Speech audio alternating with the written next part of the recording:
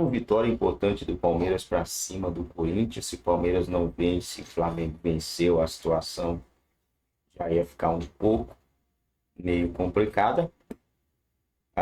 Como diz lá o Guardiola, né? Campeonato Brasileiro, você conquista ele nas primeiras 8 rodadas e nas 8 últimas rodadas, que é o total aí de metade do Campeonato Brasileiro praticamente, né? Vai dar aí 16, 32, vai faltar 6 rodadas para encerrar o campeonato. Então é praticamente metade do campeonato. Eu achava estranho, mas nas 8 primeiras e nas 8 últimas é tão pouca coisa, mas não. É muita coisa, né? São 16 rodadas e o Palmeiras conseguiu já de cara vencer o Corinthians, o derby, jogo que geralmente é empate, né, pessoal? Para que vocês todos possam ver Palmeiras e Corinthians 2-0, que era para ser um 5.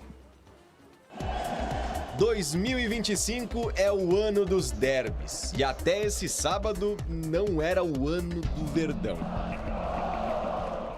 Quarto Palmeiras e Corinthians em 4 meses e as lembranças: pênalti perdido nos acréscimos, derrota na primeira final em casa e mais uma penalidade desperdiçada no jogo do título. Vice paulista pro maior rival. O Paulista pro Corinthians valia muito, né? Pro Palmeiras nem tanto. A gente tá treinando o time de novo, entrosando, tentando entrosar, né? Nas arquibancadas, setores vazios. 19 mil em Barueri. É como você jogar fora de casa. Não tem como a gente considerar uma casa que não é nossa. Mas em noite de lua cheia, tudo pode acontecer. E os ventos sempre mudam de lado. O Palmeiras, que era perigoso, com Gomes... E nessa pintura do Piquerez, 1-0 antes dos 15 minutos.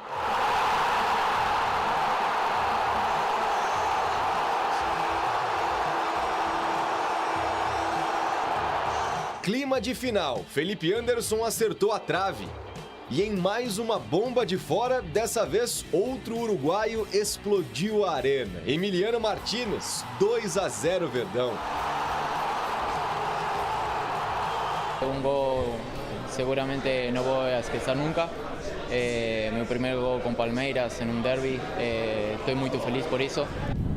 Aí o tempo fechou. Yuri Alberto derrubou o Everton, que foi tirar satisfação. 3 amarelos para os 2 envolvidos e para o Memphis. Aliás, foram 10 ao todo só no primeiro tempo. Já os 45 minutos iniciais do Corinthians se resumem a esse chute do Carrilho. Agora o Verdão voltou daquele jeito, cabeçada na trave do Facundo. Até que o jejum finalmente seria quebrado. Vitor Roque fez 3-0. Só que o VAR chamou e o gol foi anulado por um impedimento do zagueiro Gustavo Gomes. O Tigrinho queria o primeiro dele, tanto que nem passou pro Estevão. E o garoto retribuiu, também não tocou pro camisa 9, quase um golaço.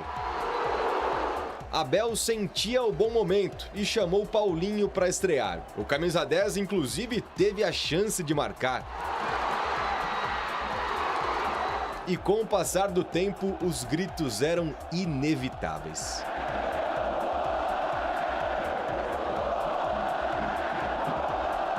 Teve até cabeça de galinha jogada pela torcida no campo. Hugo ainda tentou diminuir, mas a festa seria mesmo alviverde em Barueri. Fim de jogo, 2-0. No ano dos derbys, 2025 não era do Palmeiras, verbo que ficou no passado. Primeira vitória sobre o rival nessa temporada, a 4ª seguida do clube no geral, que pode não reescrever o que já passou, mas redesenha o que vem pela frente, um futuro mais promissor. Nós focamos muito no presente, no dia a dia,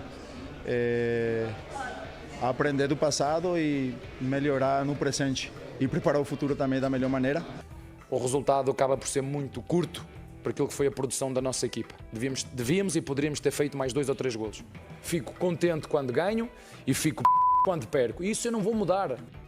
Quanto ao Olé, é normal. A final que teríamos que ganhar, nós ganhamos e eles teriam que fazer algo para responder.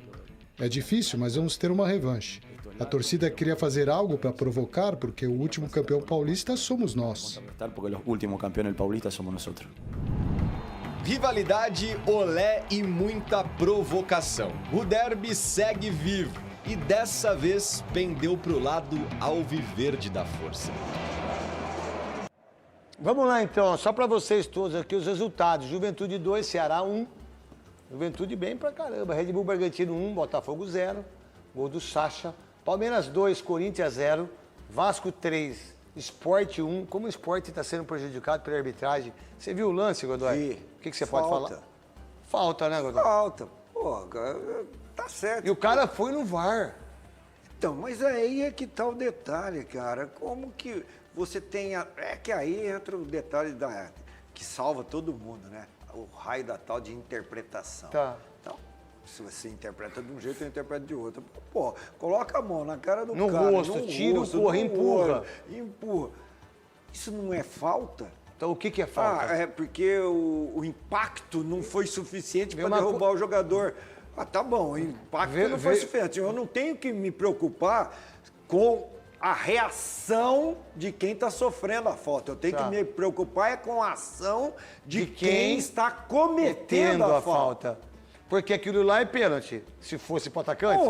não seria a mesma coisa? Não é a mesma, aquilo que você falou. A visão tem que ser essa. A visão essa. tem que ser essa. A ação faltosa. Aquilo não é falta. Você colocar a mão no rosto do cara, empurrar o cara, tirar ele da jogada. Mas o empurrão não foi suficiente para derrubar. Não, o empurrão não foi suficiente, mas teve. Então. A mão estava onde? Aonde estava a mão? Mas eu acho que o pior de tudo, nesse caso, eu sei que, né, eu acho o VAR uma jossa. Nesse caso, o Wilton Pereira Sampaio, ele foi muito prejudicado pela ação do VAR.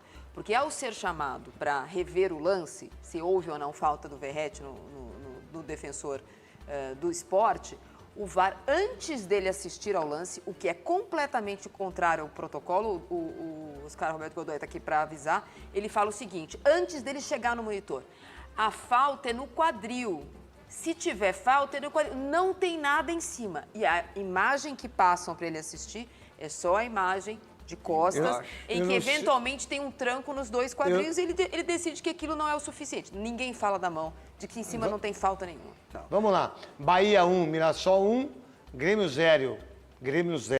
Com o PicPay, a experiência é outra. E eu vou te mostrar por quê. É a conta que rende todos os dias, sem você fazer nada. E mais, só o PicPay multiplica o dinheiro que você guarda em limite extra no seu cartão de crédito. E se você precisar, pode parcelar Pix. Seu Instagram, eu vi você falando, qual é a ideia, o que aconteceu e por que o Corinthians tomou esse chocolate.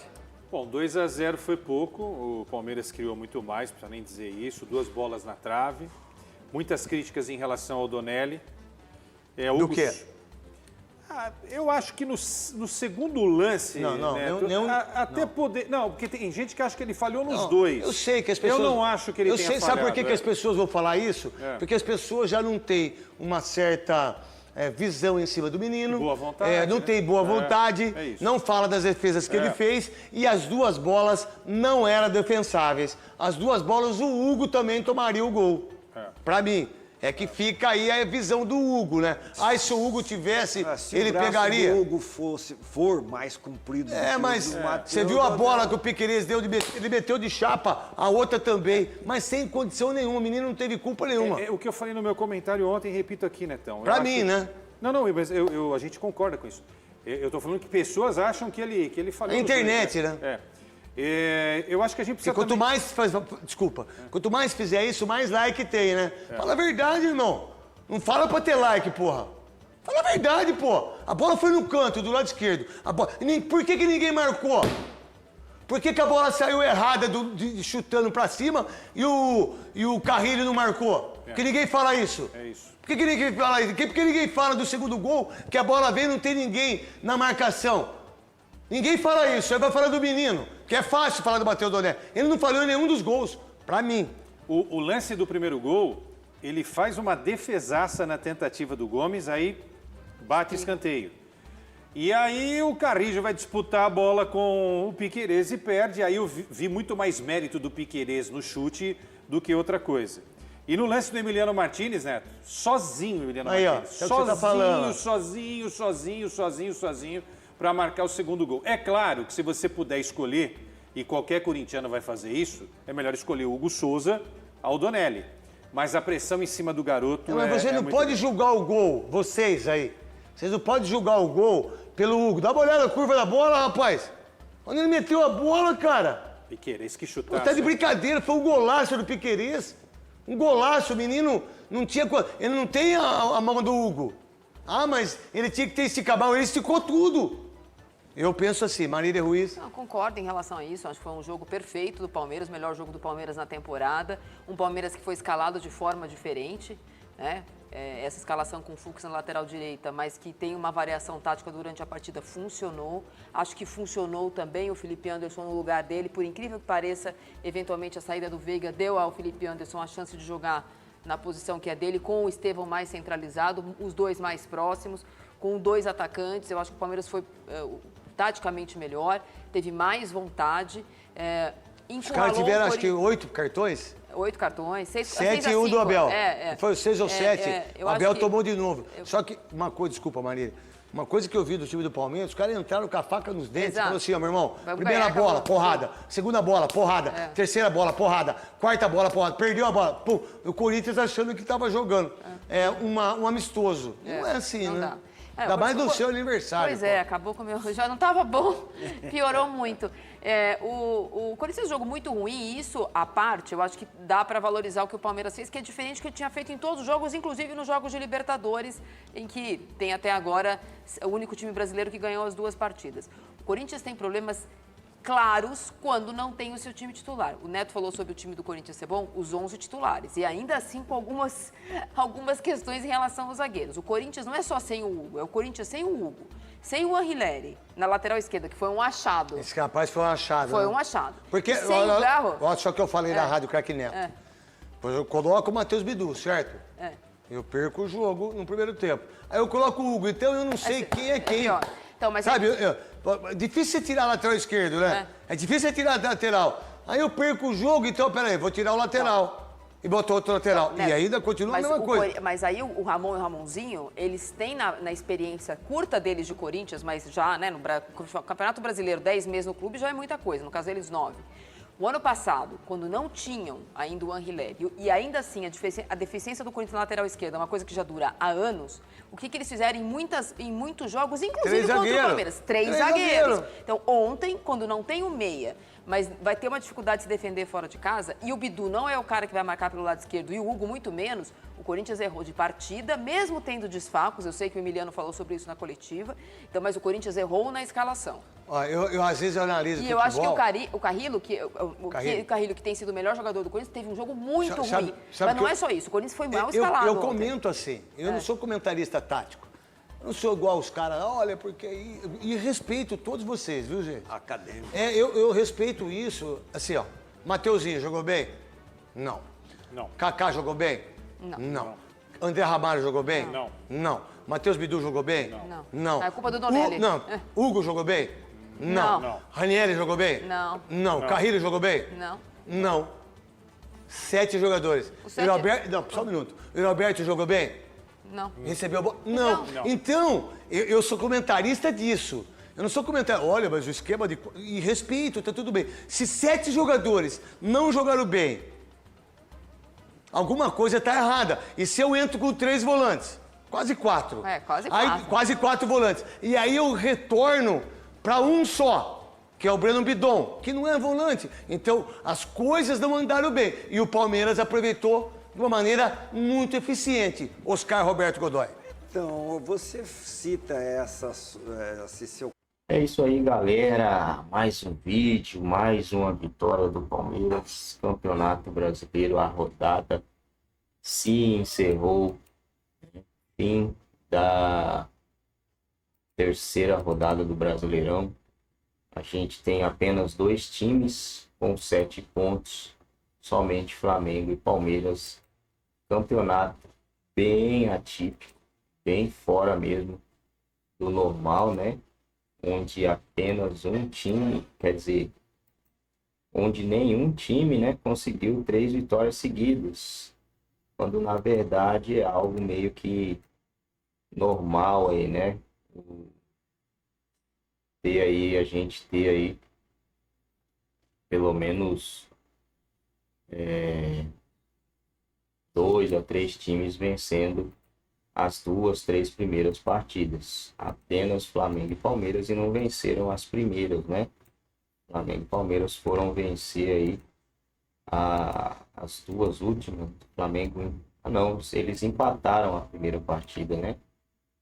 Flamengo e Palmeiras empatou a primeira partida, o Palmeiras empatou com o Botafogo, o Flamengo empatou jogando contra o Internacional a primeira partida de Campeonato Brasileiro. Palmeiras venceu a sua segunda, o Flamengo também, e assim chegamos em mais uma rodada aí de Campeonato Brasiliano. Próximo jogo do Palmeiras vai ser muito difícil. O Verdão vai enfrentar aí o Internacional, né, que é um dos favoritos à conquista desse título aí. Vamos ver como vai se comportar o Palmeiras diante desse jogo. É um jogo fora de casa, né, onde o Palmeiras deve ter uma dificuldade gigantesca enfrentando o Internacional lá, né? Não vai ser fácil. Mas todo caso aí é um jogo que eu acho que é vencível, né? Dá para o Palmeiras sair com a vitória nessa partida aí ou não perder pontos lá, né?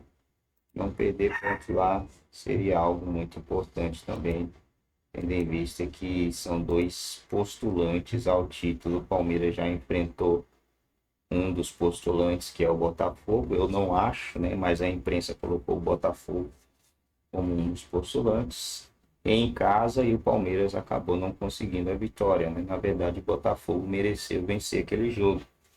Mas agora parece que o time do Abel Ferreira deu uma acordada, né, galera?